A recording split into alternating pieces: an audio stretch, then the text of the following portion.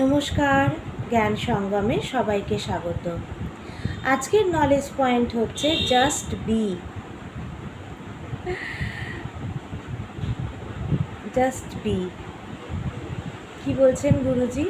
প্রকৃত আনন্দ পরিচয়ের ঊর্ধ্বে।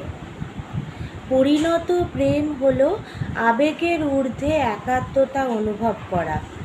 আবেগের ঊর্ধ্বে একাত্মতা অনুভব করা। প্রকৃত বিশ্রাম হলো নিজের সত্তায় স্থির হয়ে থাকা। প্রকৃত বিশ্রাম কি? নিজের সত্তায় স্থির হয়ে থাকা। আরাম করুন, কেবল নিজের মতো থাকুন। আরাম করুন, কেবল নিজের মতো থাকুন। ঘটনা ক্ষণস্থায়ী। বিভিন্ন ফুল থেকে মধু সংগ্রহকারী মৌমাছির মতো। ঘটনা প্রবাহ থেকে জ্ঞানের নির্যাসটুকু আহরণ করে এগিয়ে যান।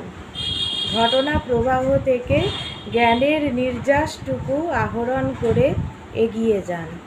কর্মচঞ্চল মৌমাছির মতো হও। মৌমাছি যেমন কর্মচঞ্চল, সেরকম কর্মচঞ্চল মৌমাছির মতো হও। বর্তমান মুহূর্তে পুরোপুরি উপস্থিত থাকো। বর্তমান মুহূর্তে পুরোপুরি উপস্থিত থাকো। জীবনের অমৃত কি? না, জীবনের অমৃত হলো অসীম এবং দিব্যত্ব। জীবনের অমৃত হলো অসীম এবং দিব্যত্ব। আজকের নলেজ পয়েন্টটাও আমি ইংরেজিতে যেটা রয়েছে গুরুজির নলেজ বুকে, তো সেইটা আমি পড়ে শোনাতে চাইছি। এর আগের দিন একটা পড়ে শুনিয়েছিলাম, সাইলেন্স বোধহয় ছিল ওটা, তাই না? আপনারা যারা পুরনো ভিডিওগুলো দেখবেন পেয়ে যাবেন। আজকেরটাও আমার মনে হচ্ছে এত সুন্দর, আমি ইংরেজি যেটা রয়েছে সেটাও বলে দিই। এখানে রয়েছে just B. True joy is going beyond your identity. Mature love is feeling the oneness beyond emotions. Real rest is reposing in your being. Relax and just be. Events are transitory. Like a bee that sucks nectar from different flowers. Gather the nectar of wisdom from events and move on. Be like a busy bee and be in the being. Question: what is the nectar of life? Gurudev: infinity, divinity. এই হচ্ছে আজকের knowledge point. বাংলাটা আরেকবার বলে দিই।